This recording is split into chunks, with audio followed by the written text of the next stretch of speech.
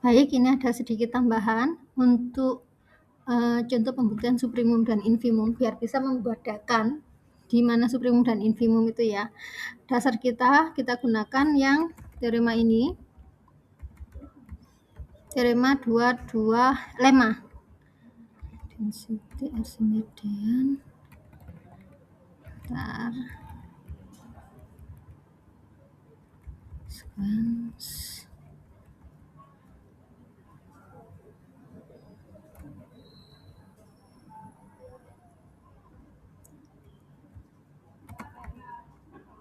Nah, ini kita gunakan lemma yang 234, yaitu U-nya dibuktikan dulu dia sebagai batas atas. Ini untuk suprimum ya.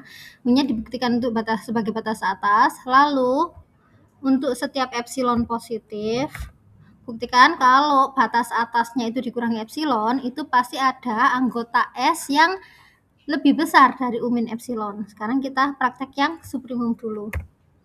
Nah, untuk buktinya sama kayak yang tadi. Pertama, buktikan dulu dia batas atas, berarti ambil X anggota ya, anggotanya B,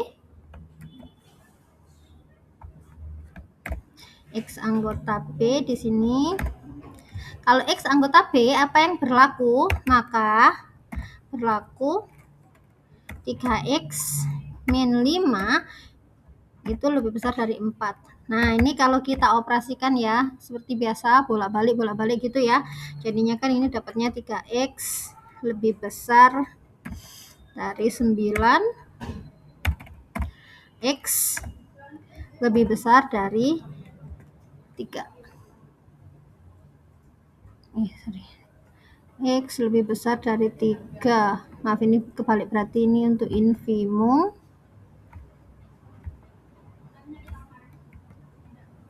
Maaf, terbalik ya. Kurang dari.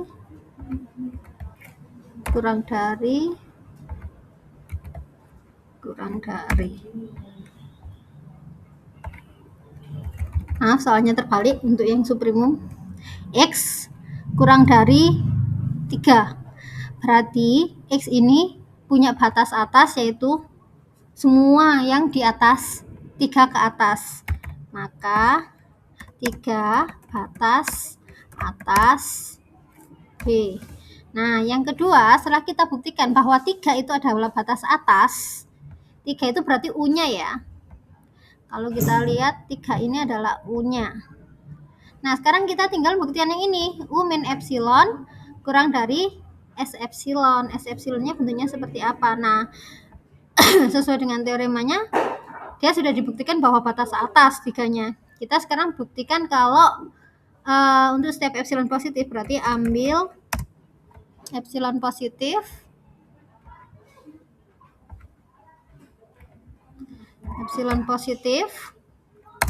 Maka U min epsilon itu kurang dari U min 1/3 epsilon. Nah, pertanyaannya, mengapa saya milihnya U min 1/3 epsilon? Itu nanti berhubungan sama persamaannya. Jadi di persamaannya kan 3X. 3X nanti untuk menghilangkan 3 itu dikalikan 1/3-nya. Nah, sekarang perhatikan. Ini kan mintanya U min epsilon ya. Di sini juga U min epsilon. U-nya di sini kita ganti dengan 3 karena batas atasnya kita tadi kan 3. Nah, yang ini juga 3 ya. Nah, untuk ininya yang akan kita buktikan sebagai S epsilonnya. Nah, ini S epsilonnya ya. Ini kan U min epsilonnya.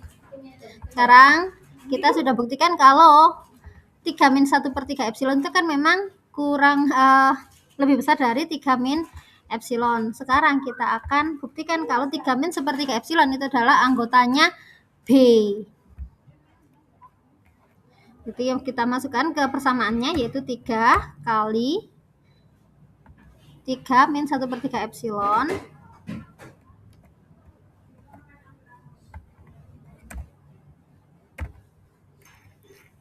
Nah, ini sama dengan 3 kali 3, 9 ya. Dikurangi 3 kali 1/3 itu sama dengan epsilon.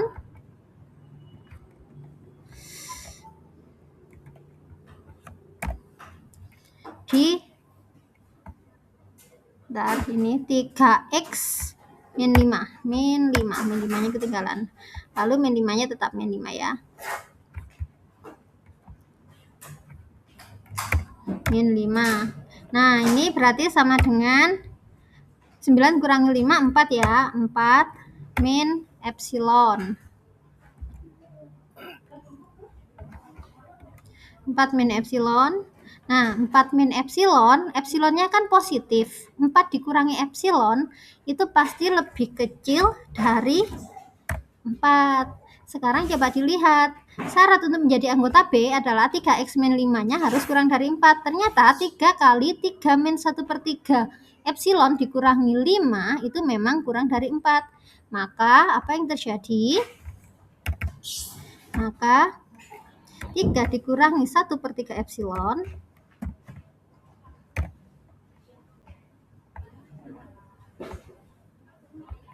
itu adalah anggota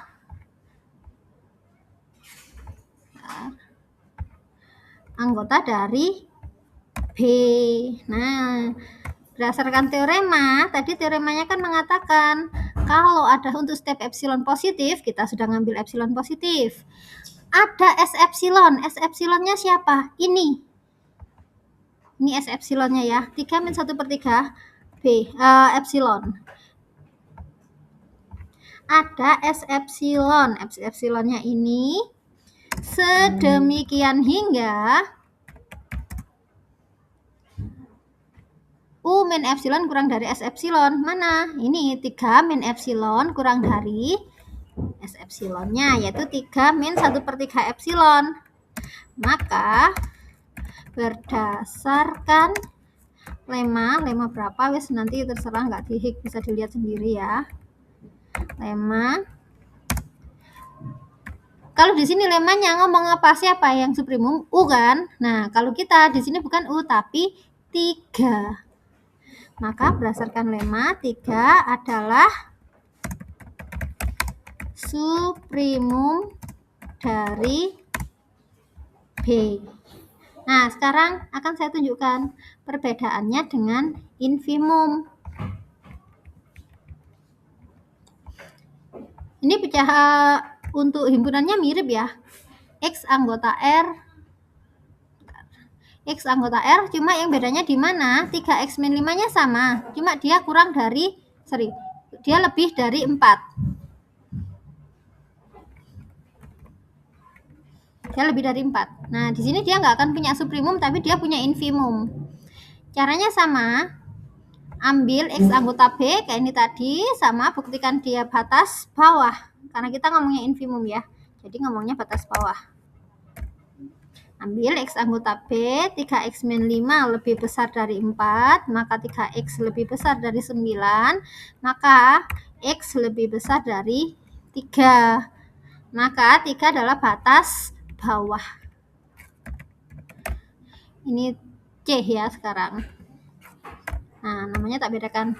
Nah, sekarang setelah terbukti 3 itu batas bawah, kita buktikan bahwa 3 itu infimum. Caranya gimana? Sama, ambil epsilon positif.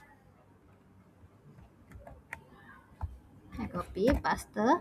Ambil epsilon positif. Kalau tadi kan U min epsilon mintanya. Kalau sekarang,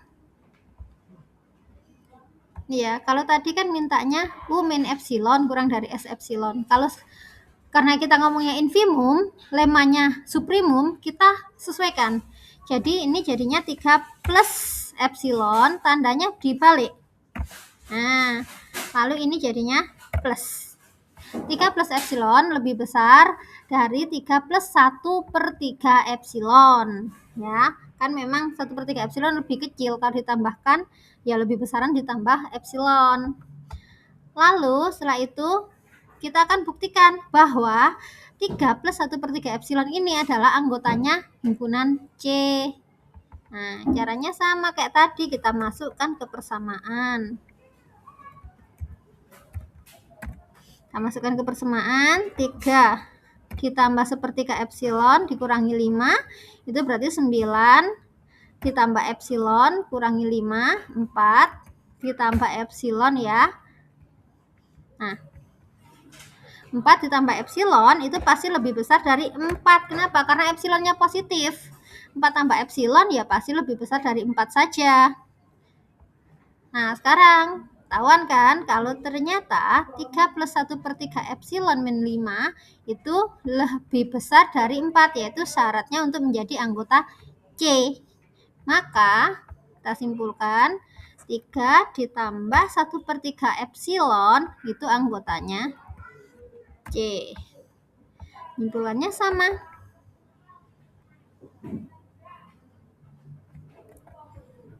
Simpulkannya sama. 3 ditambah 1/3 epsilon itu adalah anggotanya C. Kita dapatkan tadi ya di anggotanya C. Dan 3 plus epsilon itu lebih besar. Lebih besar. Ya, 3 plus epsilon nih lebih besar daripada 3 plus 1/3 epsilon. Berdasarkan lemma, 3 adalah infimum dari C. Nah, untuk contoh soal ini membandingkan untuk supremum dan infimum seperti ini ya. Sedangkan untuk soal berikutnya yang kita bahas itu sebenarnya adalah di bagian limit barisan. Nah, kemarin kita kan sudah ada teorema yang mengatakan limit jika x dan y, xn, yn itu konvergen, maka limitnya kalau xn tambah yn ya limitnya x tambah y. Kalau xn min yn ya limitnya x dikurangi y. Jadi nggak harus pakai definisi lagi. Misal di sini kan diketahui kalau limitnya 1/n itu kan 0 ya. Limitnya 1/n plus 1 itu juga 0.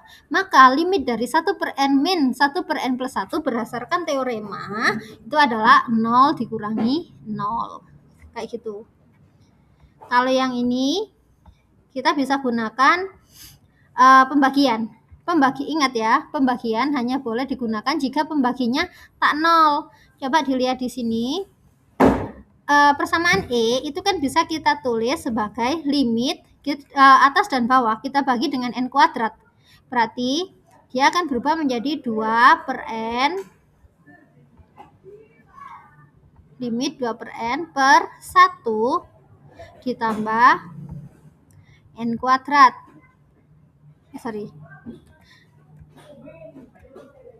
1/n kuadrat.